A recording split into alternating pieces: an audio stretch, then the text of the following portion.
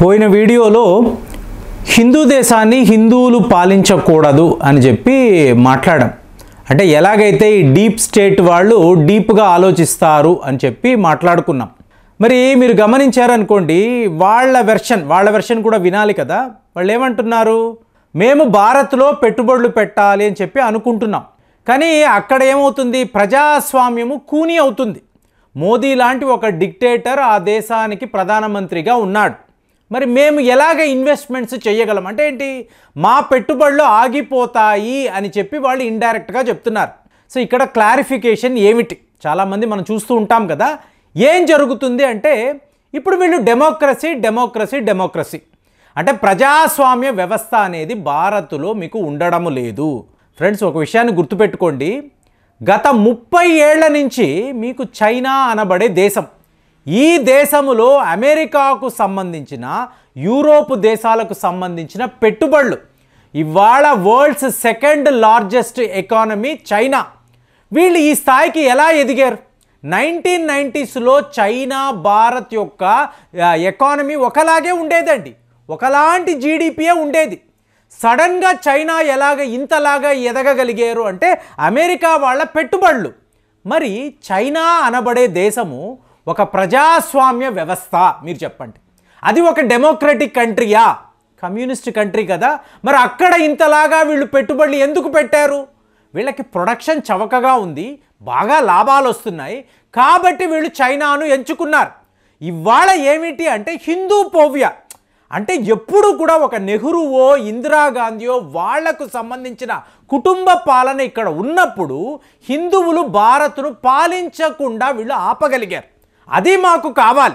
మీకు హిందూ ఫోబియా అనేది వీళ్ళకి ఎందుకు ఉంది? మనము ఎదగడం, గ్లోబల్ పవర్గా ఎదగడం, ఇది వీళ్ళకి ఎప్పుడు కూడా నచ్చదు. ఇప్పుడు కాదండి, పూర్వకాలం నుంచి కూడా ఈ హిందూ మతము అన్న, హిందూ పాలకులన్న ఎందుకో వీళ్ళకి ఒక రకమైన ద్వేషం. సో ఆ ద్వేషము టైం టు టైం బయట పడిపోతూనే ఉంటుంది. మరి ఇవాళ మన భారతీయులు, అది అమెరికాలో నివసించే ఇండియన్ డయాస్పోరా, ఇండియన్ ఎన్ఆర్ఐలు, వలస వెళ్ళిన వాళ్ళు, వీళ్ళు ఏమైనా తక్కువ తిన్నారా అంటే నిన్నటికి నిన్న ఒక సెన్సేషనల్ వార్త. ఏమిటి అంటే చూడండి, మీకు ఏకంగా 29 బిలియన్ అమెరికన్ డాలర్స్ అండి, 29 బిలియన్ అమెరికన్ డాలర్స్ 2023 డిసెంబర్ నెల. మీరు గమనించారంటే రిజర్వ్ బ్యాంక్ ఆఫ్ ఇండియా వాళ్ళు ఒక డేటాను, ఒక సర్వేని విడుదల చేశారు. గత 30 ఏళ్లలో భారత్లో ఇలాగ ఎన్ఆర్ఐ ఫండ్స్, ఈ రెమిటెన్స్ అని అంటాం చూసారా, ఎప్పుడు కూడా జరగలే. రికార్డు టైంలో అండి, ఏకంగా 29 బిలియన్ ఒక క్వార్టర్లో. అంటే ఏంటి, అక్టోబర్, నవంబర్, డిసెంబర్ 2023 ఒకే ఒక క్వార్టర్లో 29 బిలియన్ అమెరికన్ డాలర్స్ మీకు అమెరికా నుంచి, గల్ఫ్ దేశాల నుంచి, యూరోప్ నుంచి భారత్లోకి వచ్చింది. ఎవరు పంపించారు? ఈ రెమిటెన్స్ ఎవరు చేశారు? మన ఎన్ఆర్ఐలు, అంటే భారతీయులు తక్కువ తినలేదు. ఇది మనం తెలుసుకోవాలి. మనకు ఉన్న అజెండా ఏంటి? దేశాన్ని ఒక సంపన్న దేశంగా చూడాలి. ఎప్పుడు నేను ఇదే మాట్లాడుతూ ఉంటాను. మీరు అమెరికా వెళ్ళండి, యూకే వెళ్ళండి, యూరోప్లో వెళ్ళి పెద్ద పెద్ద ఉద్యోగాలు చేయండి, బాగా డబ్బు సంపాదించండి. ఆ డబ్బుని ఆ దేశాలలో ఉంచకండి. ఒక అమెరికాలోనో యూకేలోనో, అంటే లండన్ లాంటి నగరాల్లో ఉంచకండి. మీరు భారత్ పంపించండి. సో దట్ ఇక్కడ ఏమవుతుంది, మీ జీడిపి పెరుగుతుందండి, మీ యొక్క ఇన్వెస్ట్మెంట్స్ పెరుగుతాయి. మీరు ఒక ఇల్లు కొంటున్నారు, ఈఎంఐ అనేది అమెరికా నుంచి పంపించండి. కారు కొంటున్నారు, మళ్ళీ ఈఎంఐ ఇక్కడికే రావాలి. అప్పుడేమవుతుంది, కరెంట్ అకౌంట్ డెఫిషియన్సీ అనేది తగ్గుతూ వస్తుంది, ఈ మార్జిన్ అనేది తగ్గుతూ వస్తుంది. మీరు ఎంత సంపాదించినా ఆ డబ్బుని భారత్ పంపించడం వలన మన దేశం యొక్క ఈ అభివృద్ధికి మీరు తోడ్పాటు అందిస్తారు. కాబట్టి ఇలా చేయడం వల్ల మీకు ఏమవుతుంది రేపు, సో దీనే కదండి foreign currency non resident account అని అంటారు. ఇక్కడ మీరు డిపాజిట్స్ చేయడం వలన ఇంట్రెస్ట్ రేటు పెరగడము కాదండి, మీ ఆస్తుల విలువ కూడా భారత్లో పెరుగుతుంది. కాబట్టి ఇది తెలుసుకున్న ఇవాళ ఇండియన్ డయాస్పోరా వాళ్ళు ఏం చేస్తున్నారు, ముఖ్యంగా చూడండి, అక్టోబర్, నవంబర్, డిసెంబర్ అని చెప్పాను. ఈ డిసెంబర్లో మీకు అక్కడ క్రిస్మస్ సీజన్ కాబట్టి బాగా మీకు వెల్తియెస్ట్ కంపెనీస్ వీళ్ళు బాగా బోనస్లు ఇస్తారు.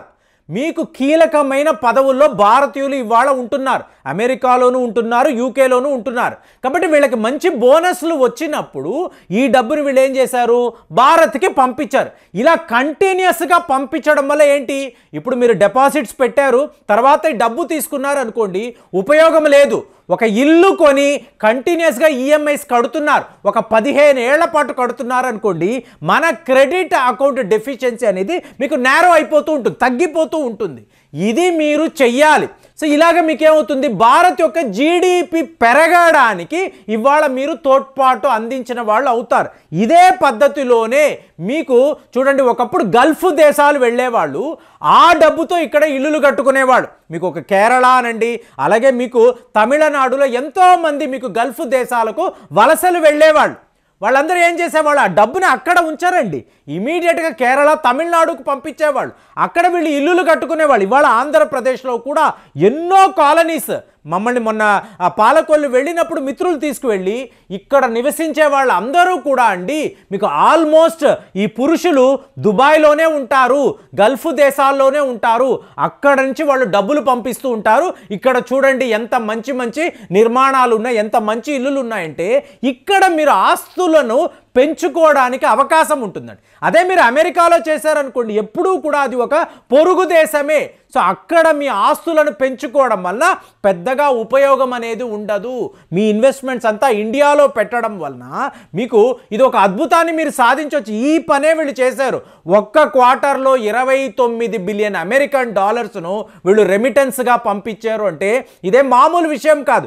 కాబట్టి ఈ డీప్ స్టేట్ ఎజెండా అనేది భారత్ను ఏదో ఒక రకంగా మీకు టోటల్గా డెవలప్మెంట్ లేకుండా చెయ్యాలి. ఈ బెదిరింపులు, ఈ భయపెట్టడాలు, మేము మీ దేశంలో ఇన్వెస్ట్మెంట్స్ చెయ్యము అంటే నీ ఇన్వెస్ట్మెంట్స్ మాకు అక్కర్లేదురా, మా భారతీయులు మీ దేశాలలో ఉన్నత పదవుల్లో ఉన్నారు, బాగా సంపాదిస్తున్నారు, ఆ డబ్బుని మళ్ళీ వాళ్ళు ఇండియాలోకి, అంటే ఇండియాస్ రాబిన్ హుడ్ అని అనాలి. సో ఇలాగ వీళ్ళు ఎంతమంది రాబిన్ హుడ్లు తయారవుతూ ఉంటే ఇక్కడ భారత్ ఒక డెవలప్డ్ కంట్రీగా, దానిని కూడా వరల్డ్ బ్యాంక్ ఇవాళ ఒప్పుకోవడం లేదండి. వాళ్ళు ఏం మాట్లాడుతున్నారు, 2047లో భారత్ డెవలప్డ్ కంట్రీ అంటే రఘురామ్ రాజన్ గారు చెప్పింది కరెక్ట్, మీ దేశము డెవలప్డ్ కంట్రీగా ఎదగదని వరల్డ్ బ్యాంక్ కూడా మాట్లాడుతుంది. అదే వరల్డ్ బ్యాంక్ ఏమంటుంది, 2023లో 125 బిలియన్ అమెరికన్ డాలర్స్ని భారతీయులు భారత్లోకి పంపించారు, రెమిట్ చేశారు. వీళ్ళ తరువాత అంటే వీళ్ళే నంబర్ 1 పొజిషన్లో ఉన్నారు. వీళ్ళ తర్వాత ఒక మెక్సికో అనండి, తరువాత మీరు చైనా అనండి, ఫిలిప్పైన్స్, ఈజిప్ట్ లాంటి దేశాలు ఉన్నారు. కానీ టాప్ పొజిషన్లో మాత్రము మన భారతీయులే ఉన్నారు, మన ఎన్ఆర్ఐలే ఉన్నారు. వీళ్ళే హైయెస్ట్ లెవెల్లో భారత్లో రెమిటెన్స్ అనేది చేస్తున్నారు అనేది ఇక్కడ ఉన్న అతిపెద్ద వార్త. విదేశాలకు వెళుతున్నారు, సంపాదిస్తున్నారు, మన దేశంలో వీళ్ళు ఇన్వెస్ట్ చేస్తున్నారు. ఇదే ఇక్కడ కీలకమైన అంశము. సో ఇది ఈ డీప్ స్టేట్ ఈ అజెండాలో ఉన్నవాళ్ళు, ఆ టీం వాళ్ళు, సంపన్నులు భారత్ గురించి తెలుసుకోవాలి. మా దేశాన్ని మా వాళ్ళే కాపాడతారు, మీరు మమ్మల్ని బెదిరించడాలు, భయపెట్టడానికి ఎక్కడ ఎటువంటి ఆస్కారము ఉండదు. సో ఈ నిజాన్ని వీళ్ళు ఈ మేధావులు అనండి, లేదా ఇలాగే కాన్స్పరెన్సీ క్రియేట్ చేసేవాళ్ళు, ఈ కుట్రదారులు తెలుసుకోవాలి.